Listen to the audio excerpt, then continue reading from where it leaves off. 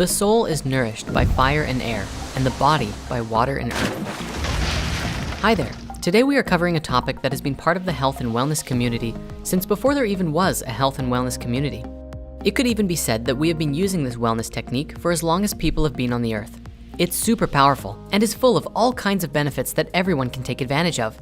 This ancient health practice is none other than fasting.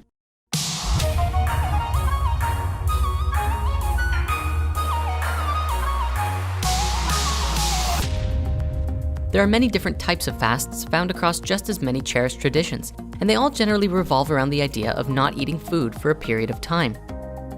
The most common is a water fast where you drink only water and don't eat any food for the duration of the fasting period. In recent years, some other forms of fasting have been quite popular as well, such as juice fasting, where you consume only fresh fruit and veggie juices. There has also been some remarkable cases and studies on dry fasting, which entails going a set period of time without both food or water. The question is, and something you may be asking yourself right now, why would anyone do this? Fasting is without a doubt one of the quickest and easiest ways to rapidly heal your body. It is known to provide a wide range of benefits, such as reducing neurological diseases like Alzheimer's and Parkinson's, inducing body-wide cellular repair processes, lowering risk of diabetes, reducing stress and inflammation, and even preventing cancer. On top of these benefits, fasting also spurs deep mental, emotional, and spiritual healing, helping you release worries, anxieties, stresses, and even helping to get rid of certain addictions. In this way, we then find new clarity and peace within mind, body, and spirit, and come to a place of deep spiritual revelation. Fasting has played a huge part in many different spiritualities around the world, and has been said to play a large role in connecting you with God and finding yourself. In Christianity, Jesus fasted for 40 days in the wilderness after being baptized by John in the River Jordan. In Buddhism, the Buddha practiced extreme levels of fasting prior to his enlightenment. In Islam, Muhammad practiced fasting quite regularly and initiated a new type of fast called intermittent fasting, which was abstaining from eating and drinking from sunrise to sunset. This fast was adopted by all Muslims during the month of Ramadan and still takes place today. Fasting also plays a large role in Jainism, Taoism, and many other spiritualities. Across all of these faiths, they believed that fasting would bring incredible miracles into our lives. When combined with prayer or meditation and a commitment to our spirituality, fasting can help us to increase our spiritual abilities, reach states of deep inner peace, learn to identify the difference between authentic hunger cravings and food addictions, develop self-restraint and discipline, improve manners, protect us from lustful desires, and encourage great bodily purification. This is only a small list of possibilities of what can happen physically, emotionally, mentally, and spiritually when we participate in a fast. So how does this work? Well, on a physical level, our bodies have an innate capacity to heal themselves. However, under normal circumstances, a great deal of energy in our bodies goes to the digestive system and metabolizing processes, turning the food we eat into usable energy for us to live our lives. This also means that the systems required for healing and repair are put on hold until these other processes have run their course. Thus, by fasting, we are essentially asking our bodies to take a break from digesting, freeing up a lot of energy for use on healing other parts of our bodies that often get neglected. For those who are curious, the deep physical cleansing benefits of fasting only really arise when you cut out food entirely. Just eating less than your recommended daily amount is not the same because eating anything at all adds to your body's active energy storage called glycogen, which takes about 10 to 12 hours to be depleted. It's only after this time that the body starts burning fats for fuel and using up your excess fat storage for energy. The benefits that we could really go into here are astounding. However, the main points are as follows. Once your body enters into the state of burning fats for fuels, we see our glucose levels drop. We start to lose weight and belly fat as it's used up for fuel. We see insulin and IGF-1 levels drop, reducing risk of diabetes, and we see many deep cellular repair processes begin as the body begins removing waste material from our cells. We also see beneficial changes to several genes and molecules related to longevity and immunity to disease, as fasting actually produces new stem cells into the body. This process also reduces oxidative stress and inflammation as well. Fasting is also very beneficial for heart health as it improves blood pressure, cholesterol, blood triglycerides, and blood sugar levels. Doing this also improves brain function, which reduces anxiety as a result. Not surprisingly, exercise is the only other thing we know of which shows the same positive effects on brain health as fasting. Whenever you end a fast, it's important to do it very carefully. If you come off of your fast and go straight into eating how you used to, you may find your belly becoming quite bloated. This is actually normal if you intake food too quickly or eat food that your newly cleansed body doesn't actually like. If you instead start with teas, soups, and smoothies, and then begin shifting to small amounts of raw or plant-based foods, your body will have a much easier time adapting back to eating again. For those who are just starting out with the practice of fasting, you should probably know the different kinds of fasts that there are, because there are quite a few that exist now. Here's a short list of different fasts that you can try. Water fasting, the most basic and essential of all of the fasts. It's just drink nothing but water for the duration of the fast. In this way, you consume 0 calories, 0 nutrients, and 0 carbs, and thus this becomes one of the purest fasts out there. Many people just starting out sometimes include a small 50-calorie soup broth per day, but no higher, as 50 calories are not enough to stop the ketogenic process of your body breaking down fat storage. The next fast that we want to share is juice fasting.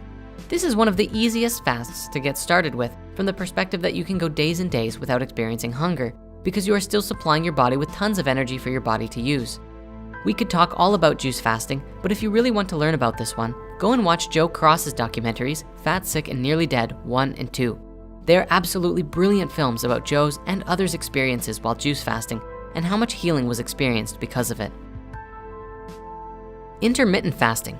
This is when you fast for a period of time during the day and then break the fast for a meal at some point in your day and then resume fasting. This is essentially the basis of the Ramadan-style fast, but you don't necessarily have to practice fasting only when the sun is up. The idea here is to pick a number of hours that you want to fast for during the day, say 18 hours, and then you have a small window of 6 hours to eat every day. Ideally, you want to reduce this to about a 4-hour window and then fast for 20 hours every day. This style of fasting works best if you can commit to it for several weeks, which gets your body in the same state as if you did a 3-day water fast. Dry fasting. Now, before we even describe this one, we'd like to express not to try this fast until you have practiced other forms of fasting for a long time, and not to practice without supervision. That said, this is going to blow your mind. There is this myth out there that humans can only survive without water for 3 days and then you'll die. However, the longest record for someone surviving on a dry fast is actually 18 days. It is suggested that this same fast is what was practiced by Jesus, Buddha, Moses, and Krishna in the old scriptures, but nobody knows for sure. Dry fasting is particularly intense because it involves cessation of both food and liquid for the duration of the fast. Some even restrict physical contact with water as well, because under dry fasting conditions, the skin becomes more absorptive to the moisture in the air and what you touch.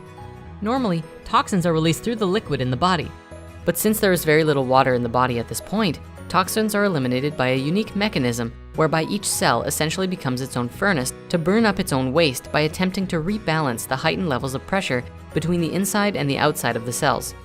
This method of fasting also releases more living stem cells into the body than regular fasting.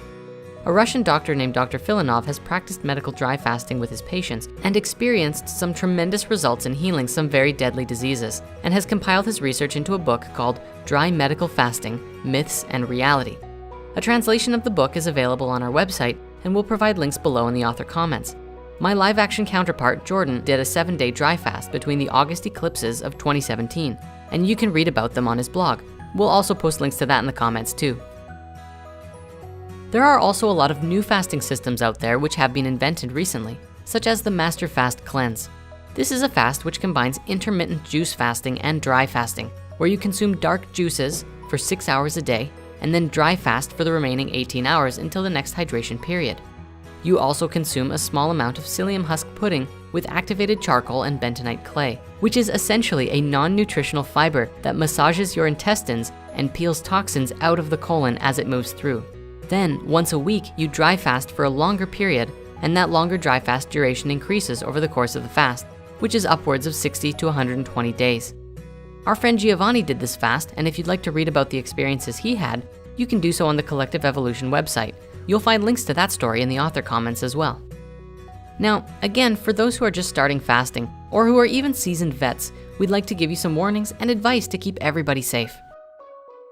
Firstly, be careful and don't push yourself too hard. If you've never done fasts before, it can be jarring and very difficult to do a fast more than a day or two, but that's a great place to start. The first 3 or 4 days are always the hardest, but once you really get into the flow of it, you might even find that you're not even hungry once the fat burning really begins. Also, fasting becomes easier with every friend or family member you do it with. When you have mutual support from a community around you, it's just easier than if everybody around you is eating and you are not, where it can become easier to fall off the fast before your body has fully reset. For us, for about a year between 2016 and 2017, we adopted a practice of fasting every Sunday as a spiritual practice and an energetic reset, and it felt great. It actually stopped after we did some much longer fasts, and now we simply fast when it feels right to. Thank you so much for watching, and happy fasting.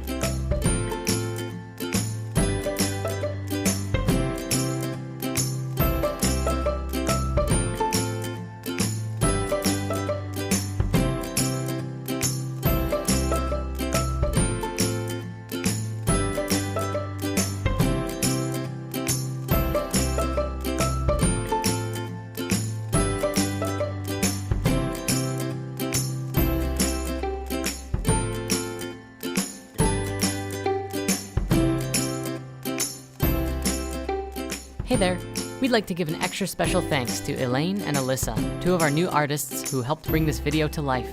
We'd also like to give a big shout out to Rhythmia, who have provided tremendous support for us as we've been growing this past year, and we're so thrilled to be creating together. Stay tuned, lots more on the way.